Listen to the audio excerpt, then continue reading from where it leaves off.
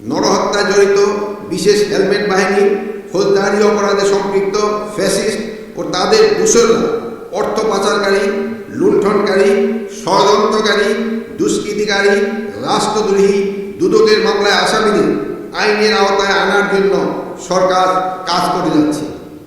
সরকারের পুলিশ বাহিনী, rapid action battalion, সশস্ত্র বাহিনীর সদস্যরা আইনি প্রক্রিয়ায় এই সকল অপরাধীকে উল্লেখযোগ্য পরিমাণ গ্রেপ্তার করেছে।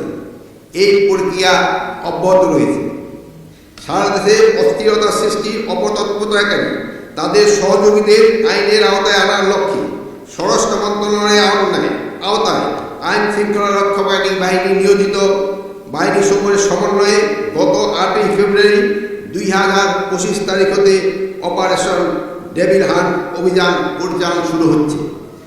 স্বরাষ্ট্র মন্ত্রণালয় হতে সারা দেশে অভিযান সংশ্লিষ্টতে সামগ্রিক কার্যক্রম তদারকি করা হবে এবং স্বরাষ্ট্র মন্ত্রণালয়ের অধীনে স্থাপিত জয়েন্ট অপারেশন সেন্টারের মাধ্যমে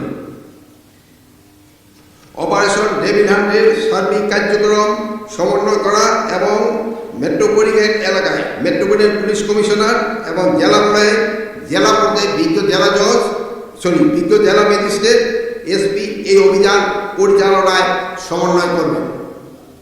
সিএমএম আদালত, এমএম আদালত, সিজিএম আদালত, জেলা ও দায়রা জজ আদালতের বিজ্ঞ বিচারকগণ, জেলা ম্যাজিস্ট্রেটগণ, স্পেশাল আদালতের বিচারকগণ, আদালতে সরকার পক্ষের আইনজীবীগণ, আইন শৃঙ্খলা বাহিনীর সদস্যরা, গোয়েন্দা সংস্থার সদস্যরা এই অপরাধীদের আইনের আওতায় এনে শাস্তি নিশ্চিত করার জন্য নিয়োজিত।